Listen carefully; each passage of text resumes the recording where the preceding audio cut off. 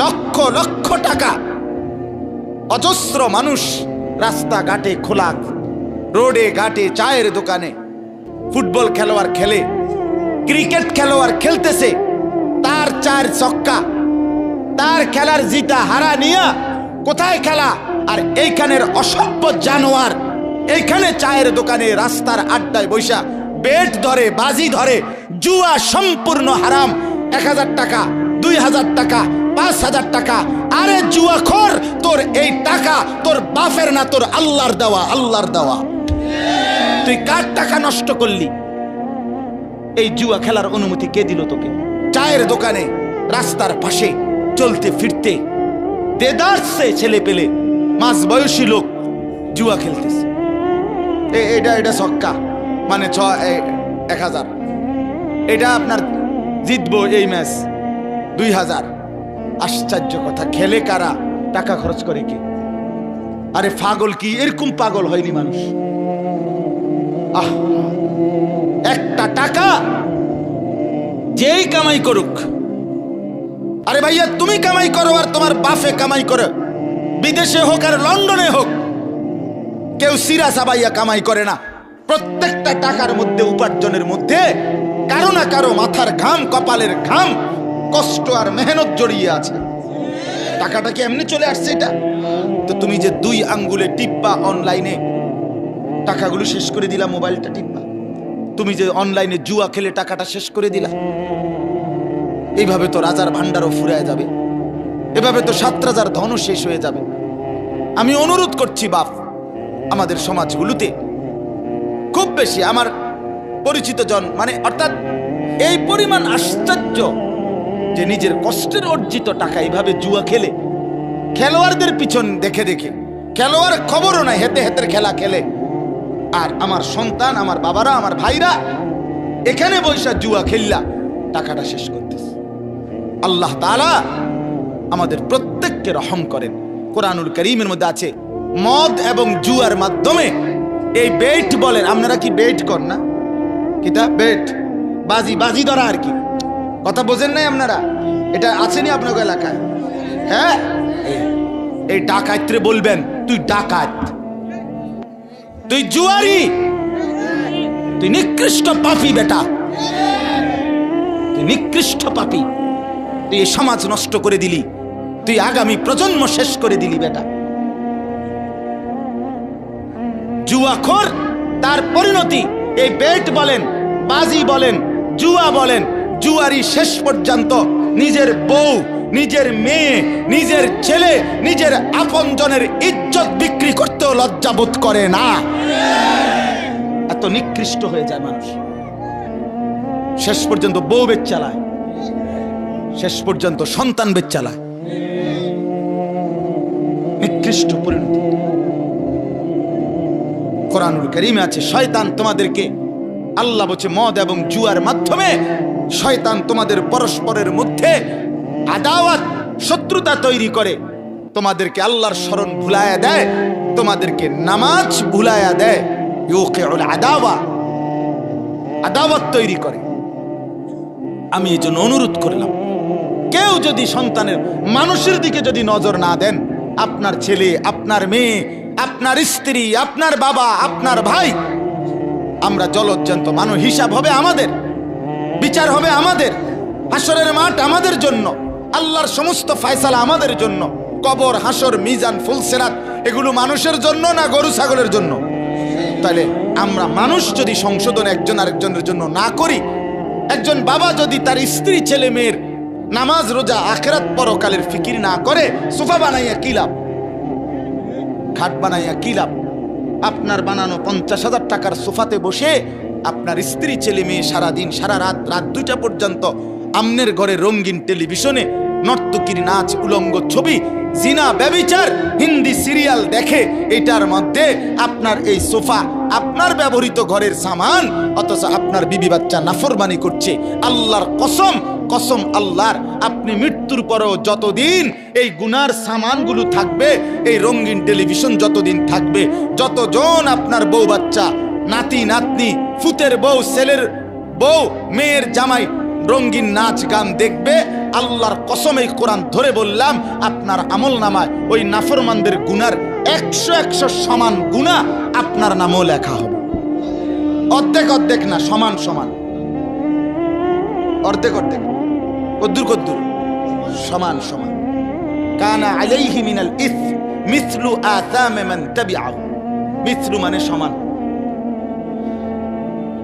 অর্ধেক না, 20% না, 100%।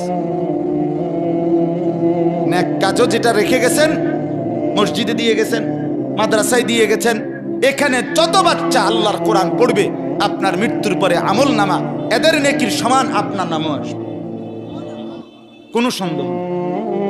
অর্ধেক অর্ধেক, 50-50 না, সমান সমান। আল্লাহ আমাদেরকে বুঝ দান করে। এজন্য আমার বাপ, আমার ভাই, আমার বন্ধু, আমরা পরিবর্তন চাই, বদলাইতে চাই, জিন্দেগি সুন্দর করেন, জীবনের কদর করেন। আমার যুবক ভাই, তোমরা আমাদের আগামী দিনের সম্পদ, নষ্ট হইও না বাপ। ইসলামের জন্য লড়বে কে বাপ? মুরব্বীরা তো চলে যাবে বাপ।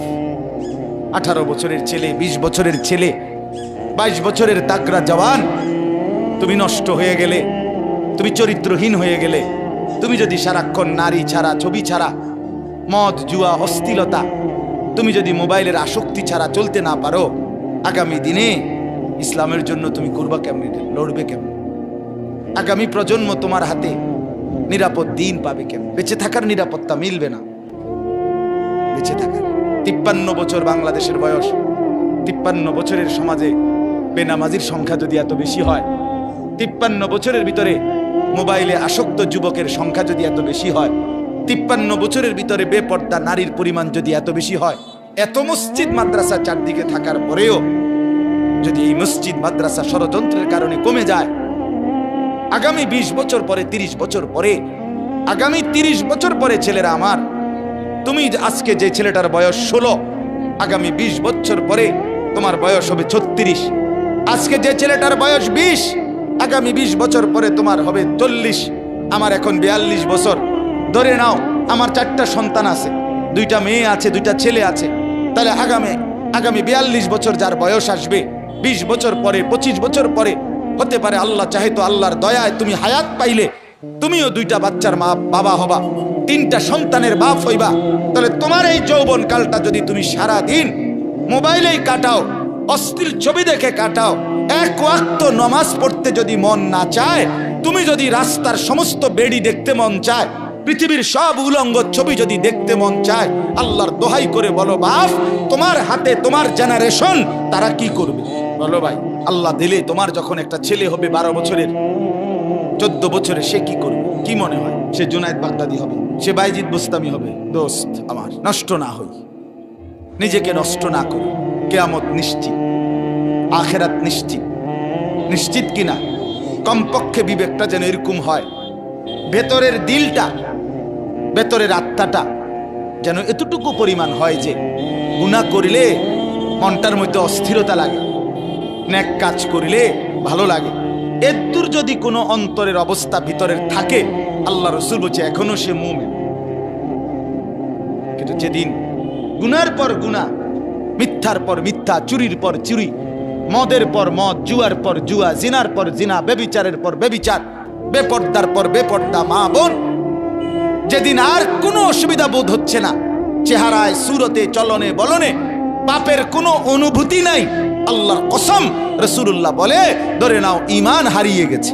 লা ইয়াজনি জানি হিনা ইয়াজনি ওয়া হুয়া মুমিন। রাসূলুল্লাহ বলে, কোন জিনাকার, ব্যভিচারী নারীর সাথে যখন অপকর্ম করে সে ঈমানদার থাকে না। লা ইয়াসরিকু সারিকু হিনা ইয়াসরিকু ওয়া হুয়া মুমিন। কোন চোর যখন চুরি করে, রাসূল বলে সে মুমিন থাকে না। লা ইয়াশরাবুল খামরা হিনা ইয়াশরাবু ওয়া হুয়া মুমিন। রাসূল বলে কোন নেশাখোর যখন নেশা করে তখন সে মুমিন থাকে না, মুমিন থাকে না। বাপ আমার, কতদিন সুদ খাইলে অভাব মিটবে? কতদিন হারাম রোজগার করলে অভাব পূরণ হবে? পূরণ হবে না। অতএব আখিরাত নিশ্চিত, কিয়ামত নিশ্চিত, মৃত্যু নিশ্চিত।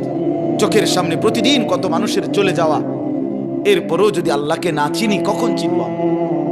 আল্লাহ আমাদেরকে বুঝ দান করেন, আল্লাহ আমাদেরকে কবুল করেন। অনেক ছেলে মাশাআল্লাহ এখানে ওখানে দেখেন আপনারা, চাচারা আপনারা তাকায় দেখেন আপনাদের সন্তানেরা, এরা রংপুরের ছেলে না, এরা আমার কুমিল্লার না, এরা চিটাগাংয়ের না, এরা আপনাদের ছেলে, আপনাদের মহল্লার। আপনারা একটা নজর একজন মুরব্বী দাঁড়াইয়া দেখেন, আপনাদের এই ছেলেদের দিকে তাকাইলে দেখবেন কমপক্ষে 90% নামাজ পড়ে না। আপনি দেখেন, আমারও কোন আমি দাঁড় করাই, তোমাদের চেহারা দেখলে তো বাপ বোঝা যায়। আহা, এজন্য বললাম আমার ছেলেরা, চেহারা দেখলে তো বোঝা যায় বাপ তুমি যে এক ওয়াক্ত নামাজও পড়ো নাই। চেহারাটা কালো, চেহারাটা পাষাণ, চেহারাটা দয়া মায়াহীন, চেহারাটা নির্দয়, চেহারার মধ্যে কোনো রসকস থাকে না। কসম আল্লাহর, হযরত আব্দুল্লাহ ইবনে মাসউদ বলছে প্রত্যেকটা গুনাহ চেহারা কালো করে, সাওয়াদুন ফিল ওয়াজহ। প্রত্যেকটা গুনাহ, একবার নারী দেখছো একবার কালো হইছে, আবার আরো আরো আরো, প্রত্যেকটা গুনাহ সাওয়াদুন ফিল ওয়াজহ, চেহারা কালো করে। যুলমাতুন ফিল কলব, অন্তরটা অন্ধকার করে। ওয়াহানুন ফিল বাদান, শরীরের শক্তি কমিয়ে দেয়, শক্তি কমিয়ে দেয়, কিচ্ছু ভাল লাগে না। এ মোবাইল টিফোন ছাড়া টানা দিয়া মানে ভাল লাগতেছে না, এরপর মানে এটা ছাড়া অন্যটা পছন্দ। শরীরের দুর্বলতা, অক্ষমতা, ব্যর্থতা, কাপুরুষতা, যৌবনের ক্ষমতা শেষ, শারীরিক সক্ষমতাও শেষ, প্রয়োজনের মুহূর্তে আর কিছুই থাকে না। নিজের হাতকে অপকর্ম করে নষ্ট করে দিছ, শরীরটাকে শেষ করে দিছ, নিজের লজ্জাস্থানকে নষ্ট করে ফেলছ, হায়াত বরবাদ করে দিছ। বলছির এই দুনিয়াতেও আফসোস মিলবে, আখেরাতেও আফসোস মিলবে। হ্যাঁ, আমি খোলামেলা কইলাম, হিম্মত করে কইলাম, সাহস করে বললাম। এজন্য হযরত আব্দুল্লাহ ইবনে মাসউদ বলেন চেহারা কালো হয় গুনাহ, অন্তর অন্ধকার হয়, শরীর দুর্বল হয়। 4 নাম্বার দায়িকুন ফির রিজক, রিজিক সংকীর্ণ হয়, রিজিক কমে যায়। 5 নাম্বার বুগদাতুন ফি কুলুবিল খালক, সমস্ত মানুষের অন্তরে ঘৃণা তৈরি করে। কোন মানুষ এই নাফরমানকে পছন্দ করে না। কথা বলেন, দুইজন এক লগে জুয়া খেলে, আপনি এর এক লগে হেরা এক সময় না, আজ 3 বছর এক লগে জুয়া খেলে, আপনি মনে করেন এখান থেকে এগো একজন রে আপনি আলগা ডাইকা জিগান তোর দোস্ত কেমন, 1 নম্বর সিটার বলবে না, বলবে সিটারের সর্দার, বাট পার।